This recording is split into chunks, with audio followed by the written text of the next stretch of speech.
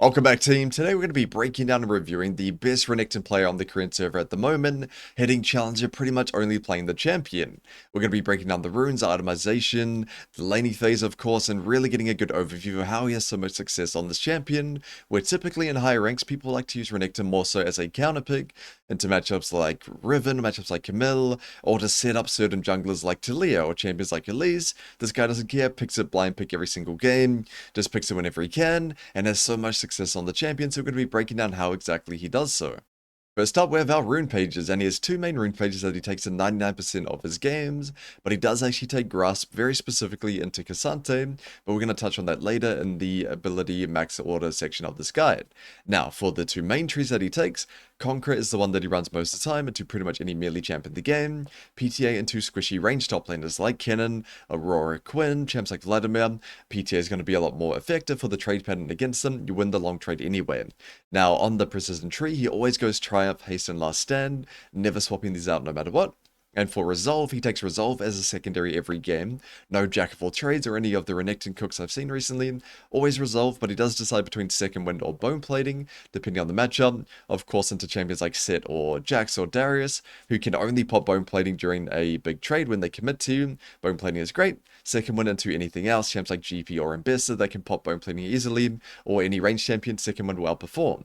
And between Unflinching and Demolish is his second rune here. Demolish into matchups that are more neutralizing, like an Ornn, where he just wants to make progress on the tower, or into just easy matchups, like in Bessa, he feels very confident, he runs Demolish into that one, doesn't feel the extra power of Unflinching. But apart from those types of matchups that are very clearly favored for you, or does a meatballs they want to block their tower against, he will run Unflinching. Unflinching has a lot of value in a lot of volatile matchups like Rumble, Kennen, champs like Darius, Olaf, Jax that have, hard CC or soft CC, doesn't matter. Unflinching will give you a lot of value in that early game trade patterns.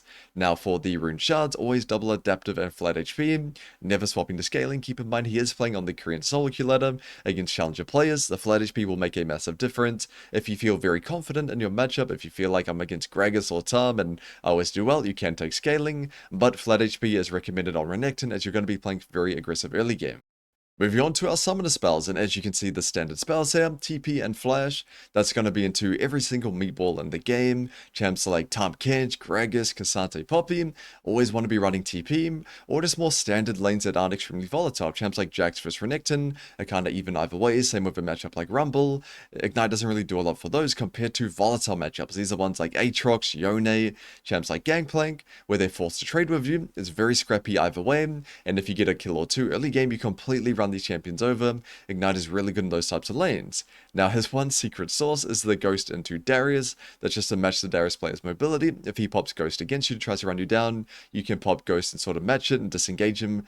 Combining Ghost with your E, you can space out the Darius and knock him 5 stacks. It does have value in that lane if you execute it very well. But that's the only champion he runs Ghost against. Into another Ghost champion, Olaf for example, he just runs Ignite. And from an Olaf player's point of view, you should always run Ignite in that matchup. The matchup is Olaf favored if Renekton has TP. If Renekton has Ignite, very, very brutal for Olaf. You need that extra all-in power to stop him from all-inning you. Kind of that best defense is a good offense mentality. So as a quick summary, standard spells, if you're ever unsure, default to TP and Flash, especially if you're versing a tank or a tanky champion. Ignite to Flash into the more volatile, trade heavy, very snowbally lanes, and Ghost into Darius if you want to be looking to match his early mobility. But if you're playing in a lower bracket, you can just run Ignite into him and play for early kills. That small battle of inches in terms of spacing doesn't matter as much in lower brackets, but if you want to try it, feel free. It's definitely going to feel good to be able to match that Darius player's mobility.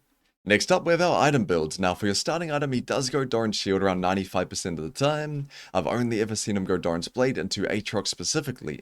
Now, that doesn't mean you have to copy that. Your games are going to be different than his. You can run Doran's Blade into matchups that don't have a lot of heavy short trading ability. Champions like Darius or champions like Olaf, D-Blade's going to work just fine. But when in doubt, default to D-Shield. It is a stronger item most of the time.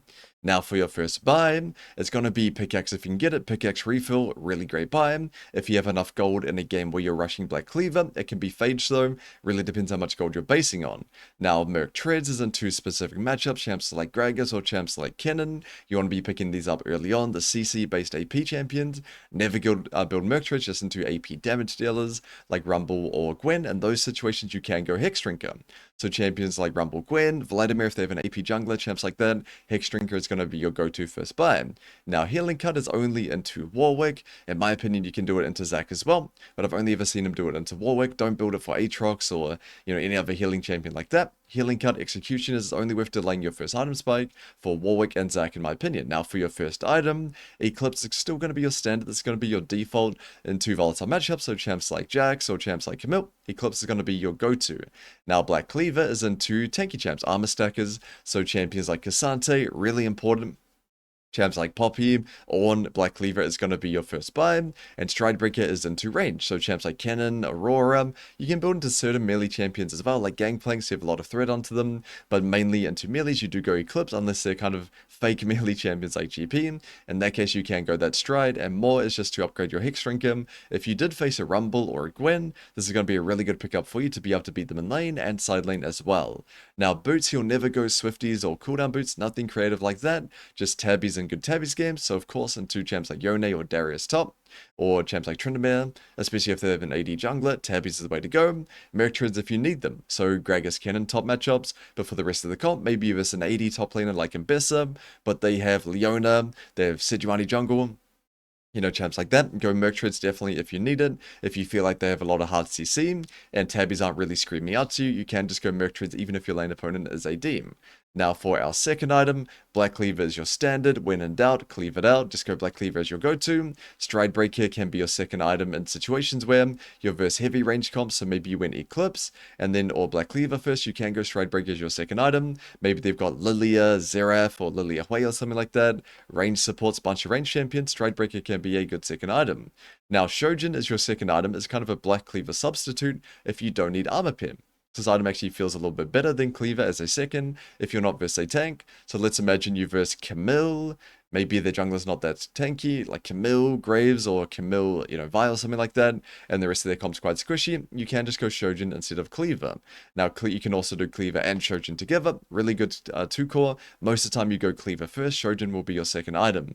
The exception to that is if you need Sterak's. So Sterak's is just if you need it, if you're solo frontlining, if you need tenacity because you have to go tabbies, you can go Sterak's, but to be honest, as a second item, very, very rare from him. Most of the time, it's going to be the other 3. And to finish up the build, most of the time your third item go-to is going to be Death Stance. On all Bruiser champions at level 16, Death Stance 3 item spike is a second awakening, and Renekton is no exception. Really, really strong power spike on him in the game.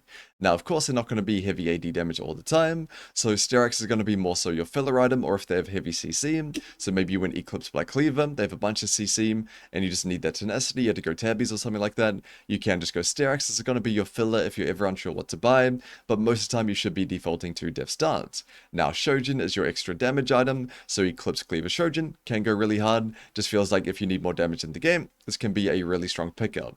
And for more, of course, if you need MR at this point, so maybe you win Cleaver to Shojin, just for an example, and they have a heavy AP comp, so Lilia Hui mid jungle, or Cannon top, and a Syndra mid or something like that, Kai'Sa AD carry, heavy magic damage, the Death Stance is not going to be that valuable. In that case, you can go more, but this is going to be pretty rare. And Visage is just a cheaper MR alternative, but also it's going to be better in situations where you have enchanters. If you have a Yuumi or a Soraka, Ivern, a bunch of shielding champions on your team, Visage will be a bit more valuable for you, or if you're solo frontlining as well, this can be a stronger defensive item than more. Now for our fourth and fifth item, same reasoning for everything. I'll touch on Serpent's Fang as well. This will be very, very rare, but if you verse Lulu's, Janna's, Ivan's, champs like that, especially Eclipse champions as well. So if you verse a Riven top with Eclipse, and they have an Ivern or a Janna, and especially if they have a Vi with Eclipse as well, or some sort of jungler, really, really good pickup for you. This is pretty much the only lethality item that you'll ever buy. Now to wrap off the build, most of the time his sixth item is GA, but if not, same reasoning for everything else, and I'll go through some full build examples as well. So standard build here, you can see Eclipse tabbies, Cleaver, DD, more GA. There's going to be a standard, you've got Armor MR, GA is normally for that last item to make as much space as possible in these late 40-minute game fights, and the more DD combination, really, really solid. You've got Armor and MR, and a bit of HP from Cleaver as well. Now with Cleaver Rush, you can see it's very similar, with just Cleaver first and Shojin second, but most of the time you want an Armor and an MR item. Of course, there's going to be non-Renekton specific scenarios you run into. If you verse full AD, Yone, Trundle, Yasuo, or something like that, maybe not Trundle, Yone, Yasuo, Yasuo Tryndamere, top jungle mid, something stupid. You can go Rangers, of course, full AD comp. You can go multiple armor items. Full AP, you can go multiple MR, of course. But in most cases, you will be going DD and more, DD and Visage, some sort of combinations of an MR and a armor item as your third, fourth item. And it doesn't really matter if what you build first and second. Your third, fourth, fifth is normally going to be armor MR into GA or MR armor into GA. Really depends on the comps that you're versing. Next up, we're going to be going through his OPGG and breaking down his ability order, what he maxes, what he builds in certain situations, going a bit more in depth in his build and some of the spells, and just in general getting a better overview of when he runs each setup. Now, in terms of the age-old question that my students ask me all the time, what do we max second on Renekton? He's going to be the tiebreaker for us. You max E second every game. You can see here versus Kennen, E max second, Cassante, E max second. Let's do a carry champ like Jax, E max second as well. Always Q into E into W. Now, for what you start, most of the time he starts Q. You can see it even into a range matchup like Kennen. The exception is a range matchup where the player is trolling or making a mistake. Here he's versus a mid lane main, a Zoe one-trick playing top Aurora, of course. They have no place in top lane, so the Aurora stepped out of position. He started E and got a big extended trade level 1 up against him. With E start, you do W level 2. With Q start, most of the time you go your E level 2. There are some very niche situations where you go W. If you get level 2, they're right next to you and you can get an empowered W right off the rip. Of course, you can look to take that, but most of the time it is QWE for your first 3 abilities. Now for the summoner spells here, you can see him ignite into volatile matchups like Yone here, even into Bazang, into Aatrox here, and TP is going to be your standard Ghost into Darius as well. You can see every time we see Ghost, it is the Darius matchup only, no exception to that rule there. Now for the item build, Cleaver into tanks or very tanky comps. So into Ornn, he went Cleaver, into a Cassante here, he went Cleaver as well. And into Jax Lee Sin top jungle. He went Cleaver as his first item also, but most of the time he will default to Eclipse or Stridebreaker into range. And into APCC, like Kennen, you can see the Merc Treads here. So he does that, and he also does Tabbies into high Tabby value game if he can one-shot them. I don't really see him ever go, Boots, Cloth, he'll go Pickaxe or, Sword Refill, but if he gets enough money to get Tabbies on his first recall, so let's find an example. I think there was one versus Darius here, Darius Z, really high value Tabbies game, and he could get it on his first base. Really, really good opportunity for that. Now, for Ignite, I'd say exception, he doesn't go Ignite every single time into certain matchups. Here, he hit first a Camille. Most of the time, he runs TP. This game, he probably felt confident playing Renekton mid-lane, so he ran Ignite into her and tried to make it a little bit more volatile. So there is that variable as well. If you have a little bit of trust in your jungler, you can run Ignite when in other matchups, in a matchup where otherwise you might not do that. But you can see PTA into range or squishy melees like Gangplank or like Yone here, especially with Ignite. PTA ignites a lot of kill threat early game, but Conquer into pretty much everything else. And the build, you can see, very standard, Eclipse into most carry champs, Cleaver into tanks, Stridebreaker here into most range, actually did it this game into Gwen, but they had a pretty heavy range comp as well, so the build is pretty standard here. And like we talked about before, a lot of the time you want an armor and an MR item, third, fourth, but if there's some exception here, so this is not a stupid comp, it's not 5 AP champions, but he's still in double AP, because the enemy AD carry and jungle and support, their AD champions, are completely sprinting it down mid with no mercy, so their only useful humans on their team are mid and top. So in that case, he went to MR items, he went more into Cleaver second, into Spirit Visage here, so that's a variable to keep in mind as well. It's not full AD armor, but if they have solo AP Syndra, who's 0-5 with his uncharged Seraphs or something, you probably don't need to build MR in that game, you can just armor stack, so you can use that as a variable as well.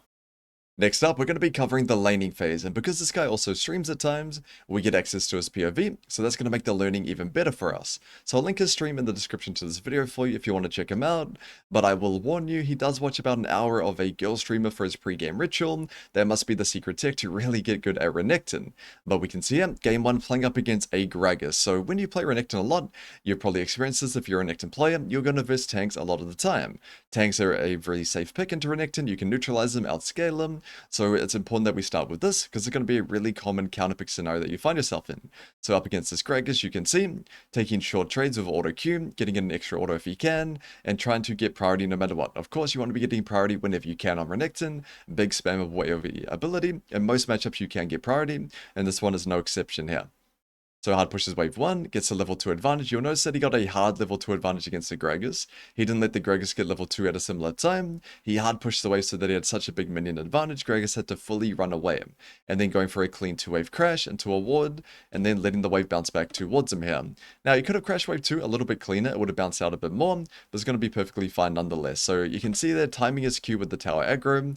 If we go back a little bit here, just as the tower shoots a minion, you want to be using your Q against your opponent so that the tower is still reloading. You can see there, the tower shot is on cooldown. So even though the tower was aiming at him, it couldn't shoot. It was still reloading the shot there. So good tower aggro juggling.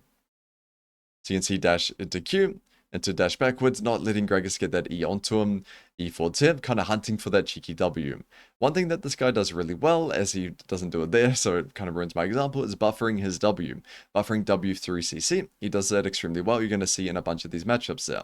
It goes for a W, clicks backwards, allows the wave to come back towards him here. So now the wave's in the center, he can take an extended trade. Of course, Conqueror versus Grasp, you want long trades, he wants short trades, but you're still a spellcaster on Renekton primarily, so mainly playing around his abilities there.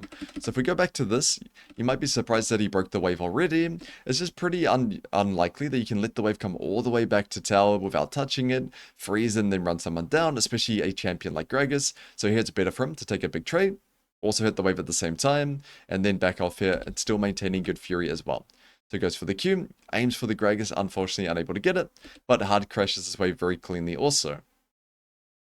So clicks back here, you can see playing that resource battle, Gragas has mana, so he wants to keep him stuck in lane. That's why he's committing his Q right now. He wants to put the Gragas in a situation where you have to stop your recall, or you're going to be losing a lot here. So Gragas does actually get the base off, he hard pushes the wave, so you can see he loses a bunch of XP to tower already.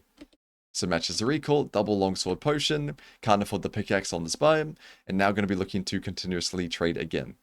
So gets a ward down, walks up to the wave, you can see here, trash fishing for Qs. Against champions like Gragas who can hit you if you're not standing behind the minions, you want to be abusing your Q range whenever you can. So there you can see, really playing that edge 2 times in a row.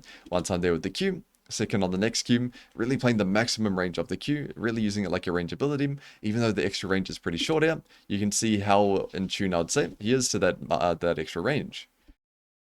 The slow pushes here, gets level 5, waiting for the Gragas to walk up, looking for a trade opportunity. And Gragas is just bleeding out a bit of farm. I think he's already down about 10 so far. So slow pushes this wave here. No reason to hard push it, no urgency. Stacks it with the next one. And now he wants to hard push this wave and trade at the same time. Renekton's very good at hard crashing a wave and also hitting your opponent. Of course, a lot of AoE abilities. So that's what he's going to be looking to do here. So here you can see going for that trade, looking for a big trade that hits him and the wave at the same time. So not only will he hard push, he'll also get some damage onto the Gragas. But he did take a bit of damage in response there, took a tower shot too. So looking to get the first recall off. So first base, straight back to lane, hard shoves as quickly as he can. Of course, Renekton, one of the best champs at just nuking a wave if you want to, and able to get a cheeky tower plate as well. So clicks back here, you can see because he hard pushed the wave so well, this wave bounces back towards him, and now going for an extended trade there. So you can see, holding on to E2, waiting for Gragas to walk up. Clicks backwards here, Gragas wastes his E there. So he goes for a trade onto him, and now looking to go get his vision down, and also eat the fruit at the same time. So this is something he commonly does in his games, forcing grubs here. Renekton's one of the strongest champions in the game at this first grub fight. Your ulti is just so game-breaking in this type of early game skirmish, so he's often looking to force an early game grub fight. If they fight it, really good for him. If they don't, he secures the grubs for his team. So you can see they get most of the grubs. There was a bit of a support gap here, unfortunately, so they had to sacrifice one, but straight back to top. Even gave most of his way for those grubs. If you're playing Renekton, you're not playing selfish. You want to be very involved in the early game, so dropping away for a potential grub fight always going to be worthwhile. So now we can see he's going to be looking for an extended trade very shortly, trying to abuse that Conqueror versus Grasp mindset. So here we go, Q into W. Dash 1, gets the cannon, of course, don't want to sacrifice that, dashing through him, pops his ulti, and able to set up this gank for Maokai, but unfortunately our Maokai is a support main, and fails his flash W. So walking down here for the skirmish, you can see, always trying to be very involved in the action. So first grub fight, going for this flank here, I'll skip to around here. So looking to just CC, and play for the priority targets here. So right now, the Lulu's just right in front of him, an easy target, he can one-shot that HP, so does that right now, W, E into Q, goes on to the Ari, dashing out here, playing it a little bit slow, waiting for Yasuo to come by, and then looking to follow up here. So pretty standard at this point, just kill this level 5 Skarner, nothing special, straight back to top, pushing the wave, insta reset. You can see really on point, a lot of the things he's doing well is not really Renekton specific. Renekton's abilities aren't extremely complex, but he's very on point with his wave control, cleanly crashing waves, hasn't missed a single back timer yet. So I'd say Renekton's a really good, I'd say, vehicle for good fundamentals of top lane. So comes back to top here, clears the wave, and now looking for another extended trade against this Gragas here. So trying to space him out with the Q, so he can Q the minion and not get hit by the Gragas W. Waiting for an opportunity to trade. Here we go, it goes for a W, buffers W through the Gragas E, like we talked about before, really good at consistently doing that. And then here as well, you can see buffered the W through the first team, buffers the R through the second team, so really good buffering of spells there. And now looking to get that extended trade. Renekton ulti, of course the king of extended trades, flash W, auto E, E2, auto Q, really good kill window. So we'll go back to that. You can see here, the first W was buffered through the Gragas, where was it, around here? Buffered through the Gragas E, really shortly, coming up now. So buffers W through Gragas' E, very obvious when Gragas wants to EU. Second one was the R buffer through the Gragas second E. So buffers the ulti here, and then looks for that extended trade. It's a really good read on the kill window actually here. So stands next to him, you can see the tier 1 boots actually coming in handy here. Flash W, auto step backwards into E1, into E2, able to pick up a nice clean solo kill there. So I'd say the main, learnings we can take from this matchup, again, not really super Renekton specific. He did take a lot of great trades, but the main way he got an advantage was the fundamentals of top lane. He was doing clean wave crashes, he was warding consistently, he was taking extended trades versus short trades when he's playing Conqueror vs Grasp, and the Renekton specific thing that he did very well, extremely involved in the game. He was trying to start grubs, he's trying to get his team involved, he's joining all the skirmishes. If you're playing a champion that's not quite so powerful in early team fights, like Fiora or maybe Gwen, you want to play mainly for yourself, you can see on Renekton you have to have a complete opposite mindset to that, and try to be as involved in the early game as possible. For our next matchup, we have a very volatile one playing up against an Aatrox. So you can see D-Blade and Ignite, the tech he takes specifically for this matchup, and looking to play very volatile. So it takes over the third bush level 1, waiting for this Aatrox player to come in, and looking to make it scrappy, get both of you low HP. That's always going to benefit Renekton a lot more than Aatrox if both parties get low and there's heavy trading either way. So here you can see, spaces out the first two Aatrox Qs, waits out the Q3, and now he's going to be looking to take a trade. You can see auto to get the bone plating. Is not afraid to tank that Aatrox empowered Q. Of course, he's full HP, got to give his second wind a job to do. So you can see, really aggressive, kind of zoning him from the wave, not letting him touch it at all. Gets a level 2 advantage here. And just slowly milking out these last hits here. So Aatrox player respecting a lot. He knows if I make this matchup volatile 1 to 3, it's not going to benefit me. I mainly want to play for level 4, level 5, and then look to heavy trade onto the Renekton. Before that, you want to play it quite passive, just chip away at the Renekton with your range advantage, and try to stay high HP. Exactly what the Aatrox player is doing here. So we can see he went for a wave 2 crash into a wave 3 crash here. It's a really good thing to do because wave 2 crash, it means you don't have to be careful with the wave. And then if you crash wave 3, you get level 3 before your opponent, and wave 4 comes back towards you very cleanly, almost dead to the center here. So you see what I mean? Hard pushes this wave 4 comes back all the way to the center. So wave 2 into a wave 3 crash, really good on champs like Renekton, champs on Riven. So really good example of that so far. So keeps the wave here, and now good Fury looking for that extended trade. So E's the Renekton Q1, W, it clicks backwards, and then E2's out. So you can see this trade wasn't going to be as beneficial because the Aatrox player took bone plating, but still great timing. Waiting for the Q1 before he E's. My E beats your Q1. Gets the stun onto him and then dashes back. You can see instead of auto W'ing, if he auto W'd, the Aatrox would have had time to auto and buffer his Q2. So he just EW'd right away when Aatrox Q2 is still on cooldown, and while he's still locked in the Q1 animation and can't get that auto attack down, so not greeting in that extra Renekton auto reset. It really depends on the matchup that you're playing, if you want to greed it in or not. And against Aatrox, you pretty much don't want to be doing that if its Qs are cycling, because then he can buffer a Q through your CC, insta-E on his Q1 into stun. He's not going to be able to auto you with passive or Q you as well. So you can see same thing as well. E's his Q1. Good E by the Aatrox player this time. Even taking a tower shot, so a little bit too aggressive. But it's going to be fine, and here we go. And the matchups that he's confident in, like Mbess, like Aatrox, runs that Demolish, doesn't feel the extra need for unflinching. So walks up here, gets his Demolish proc, takes a little bit of damage for it. Not the end of the world, doesn't actually get the proc. Aatrox zones him away, but puts a bit of pressure on him nonetheless. So you can see, because he's hard pushing his waves so consistently every time, this wave is bouncing right back to the center. And now that the wave's in the center, you can use that to create extended trade opportunities. So here you can see, very, very volatile. That was a bit of a mistake there, hitting into the Q3. He tried to get through the Aatrox Q3 here, so if we go back to it, it was a good idea initially. Q clicks backwards into auto W, clicks backwards, and then tries to dash the Renekton Q3. Try to get over to that side so he could dash auto E2, but just messed up the timing a little bit and got cancelled here. So a little bit of a mistake, but he does more than make up for it very, very shortly. So trims the wave, going to get level 5 on this timer. Well, it doesn't have any abilities available to use it here. So it takes over this bush. You can see Aatrox water. So Aatrox actually playing this matchup very, very well in my opinion. He's spacing him quite well. You can see he's still around 65% HP. And he even stops his recall here as well. He knows he's versus a TP champ, no TP champ. Stopping recall is very beneficial for him. So I'd say both players are playing this quite well. You can see E1 on the E on the Q1 every time. Really consistent strategy. This time he mainly played for a bone plating pop. So tracking the bone plating, EQ into dash away.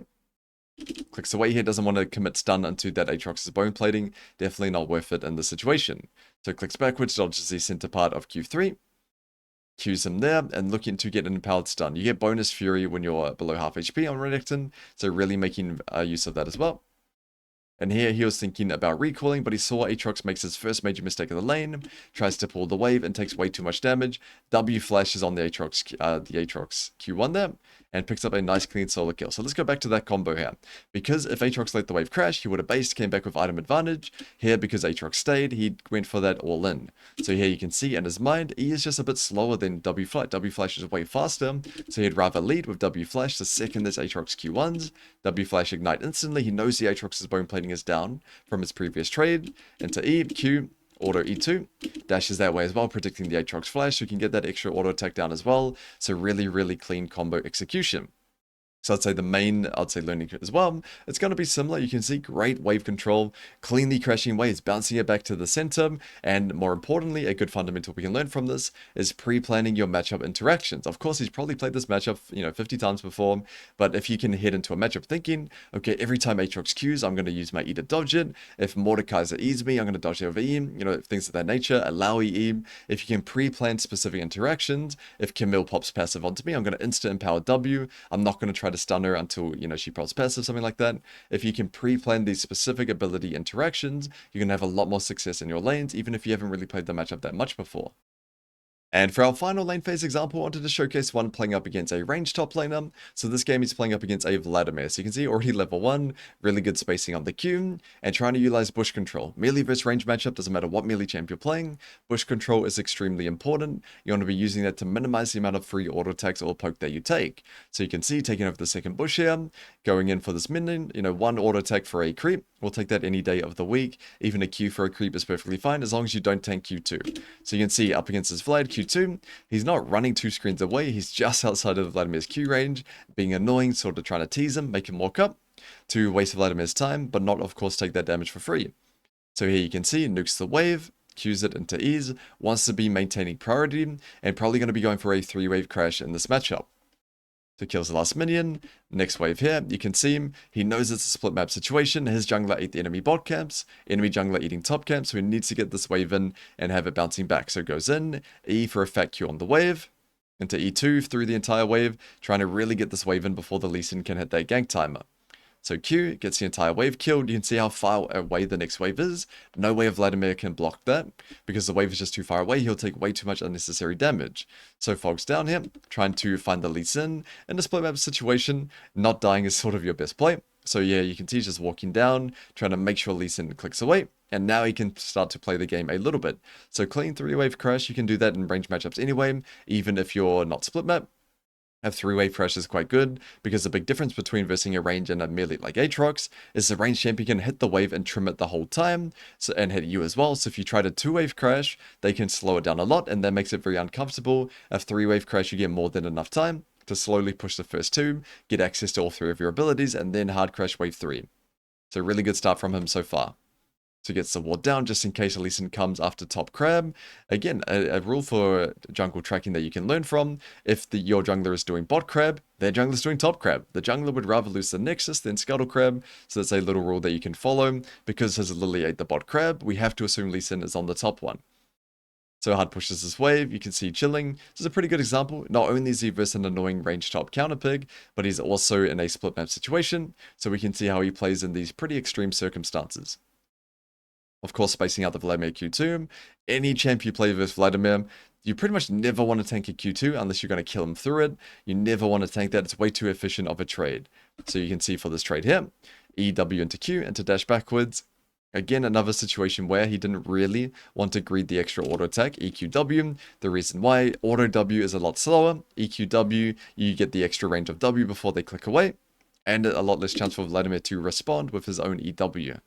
So nice little trade there. You can see the EQW, very, very clean, cancels the Q animation with the Q animation with W. So good little combo there as well.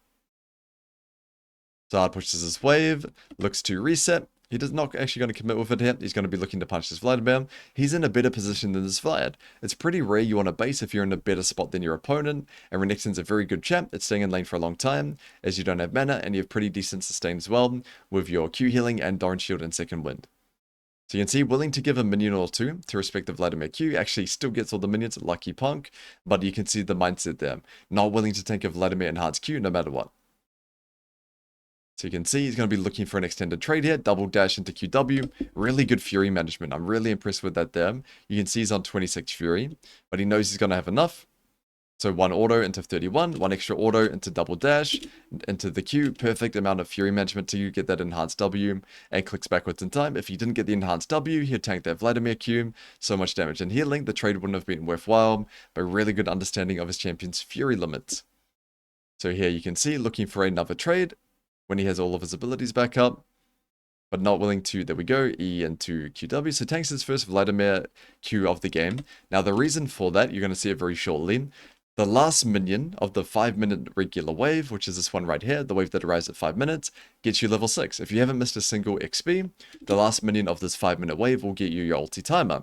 So even though this trade doesn't look really pretty, he is willing to do it to burn the Vladimir's pull, so that now when he's got level 6 versus 5, he can use this opportunity. Vladimir pull cooldown is 28 seconds, so you have a massive timer to punish. Vladimir also needs 5 minions before he himself gets level 6, so he knows he has a ton of time, spaces out that Q2, to go for this dive here. Exactly what he's going to do. So WR into E, auto Q, dash out. Really, really clean stuff. You can see that he played the trades really disciplined the entire time, but that one timer, level 5 versus 5, he knew the trade's going to be losing, but if I bait this Vladimir's W, I can punish him on my 6 versus 5 timer, abuse that difference in ulti because I'm getting priority. So really taking that level up timer abuse to the next level, to the point where he took a subpar trade to bait an opponent's major spell. There could be a Fiora parry or a Jaxi or a set W in a different matchup, so that he can abuse that level 6 versus 5 timer when he gets the final minion of the wave. And he knows exactly how many creeps of Vladimir needs to kill to get his own ulti, so he knows he has that much time to punish him. So really, really good abuse of the level up timer, and really good, I'd say, wave control in the early game. He managed to never get the wave stuck. He got most of his farm, even though he was weak-sided, completely weak-sided versus a ranged top laner. So pretty pixel perfect stuff, I would say, for the most part. Now, to wrap up this guide, we're going to be breaking down some team fighting on Renekton, and this guy's execution is extremely high level.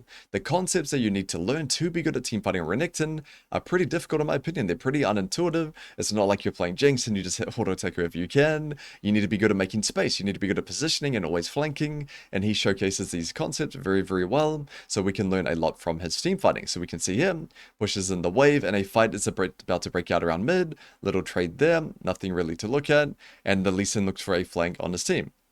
So you can see the TP around mid, gets another little chunk onto this Trox player here, and now he's going to be looking to attack from a side position. So his team right now, they are playing more of that front to back, and this choke, he's going to be looking to attack from the side here.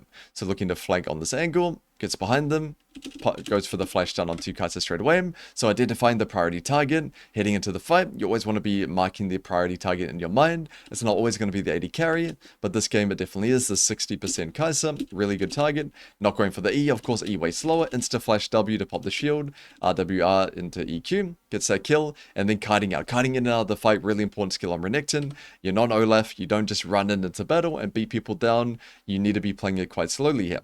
So he gets a kill, dashes out, buying time, playing around his cooldowns. His cooldowns are quite short at this point, so he doesn't have to weave out for long. Goes for the Q, the double dash here, onto this Bard, picks up that kill, and then looking to finish off this kill onto the Lee Sin here. So dash into 2-man Q, into double dash, just barely not getting the W over the wall, but Jinx was able to kill him later on. So you can see here, really good target selection, really good positioning. He's attacking this fight from a flank position, so it's really annoying for the opponent's backline to walk in and follow up this engage without their backline having to be scared of the Renekton. Gets the kill onto the Kai'Sa here, kites in and out of the fight, always weaving out, playing off his cooldowns. Goes for the big 3-man Q here. You can see how much healing, 768 healing in that fight. Dashing out even more, picking up the kill on the Bard, and then going back in later on to pick up some extra kills. So really, really good weaving in now the fight, playing off his cooldowns, getting a lot of value from big AoE healing from his Q as well. Now, the flanking mindset you need to adapt on Renekton is not just for walking or being in position, it's also for your teleports as well. So you can see here, a fight breaking out around mid, he is already ready for it, insta-pan his camera into that TP flank, so really good awareness of the potential TP locations, and again, insta-flash onto this Varus priority target, always looking to flash W instead of EW, E is way slower, and then just looking to finish off the rest of the kills out. So plays it slow, dashing in here, waiting for his next rotation of spells.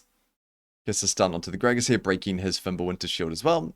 Picking up a nice little kill, double dash onto the Blast Cone, and looking to take down this Ahri also. So you can see the flanking mindset, the positioning in your fight on Renekton, so important. Imagine if you TP to that tower there, their backline would have had a field there, but because he's TPing behind them, it's very hard for their frontline and their backline to be connected, really uncomfortable for them. So really, really good awareness of the positioning that you need to be defaulting to on this champion. And to showcase one more example of a game-winning teamfight, you can see him, instead of prioritizing this tier 2 tower, prioritizing the fight. So a nice little good mid-game learning here as well. On Renekton, you're not playing Renekton to be greedy, you want to be fighting every objective that you can. So you can see, even though he's about 5 steps away, TP's in, to be at the fight as fast as possible, not greeting his TP, not greeting for the tier 2. Being at this fight is way more important. So TP's popped ulti early to get the Fury stacking up, plays it so you can see holding this position, making that space. Look how hard this is. They have let him is walking to the team. The other three are kind of marking the Renekton here. Really, really uncomfortable for the enemy team to play out this fight. Holding his position very, very well here. Now it just goes on to the Lee Sin right away. Just goes the full combo onto him. Very, very easy. His cooldowns are so short at this point as well. It's good just to chunk that squishy Lee Sin. And then you can see eyes on the priority target. Eyes on the prize here. Flash Q onto the Aphelios. Gets the insta kill. And then turns onto the support as well. So really good positioning. But it's not just the positioning. It's not just the fact that he understands his role in the fight is to flank. It's being able to maintain and hold this. This is such a hard skill to learn. The staring contest. He TPs in. His job here is to do nothing. It's to look at them. Look how split they are. The Aphelios runs up here. The Vladimir runs out here. The Ahri is kind of struggling here. The other two are kind of doing stanky leg in the river. It's really hard for them to play out this fight because he's in the flank position. If he just dashed in straight away, Ahri charm into hook or, to Lee Sin kick, really easy for them to play. Him holding this position makes it very uncomfortable for them. Eventually, someone makes a mistake. The Ahri gets hooked. The Aphelios walks out a little bit and he's ready to punish in that great position. Really good eyes on the priority target as well. The Aphelios Lulu combo, way more valuable than trying to chase the Ahri around or trying to kill the Vladimir. So every fight, really good target selection on point, combined with positioning, is going to make your execution a lot easier on this champion. Alright everyone, we're going to be wrapping it up for today. If there's any champion at all you'd like to see me cover next, especially if a notable player got high elo on it recently or anything like that, let me know in the comments below. I'll see what I can do, and I'll see you all next time.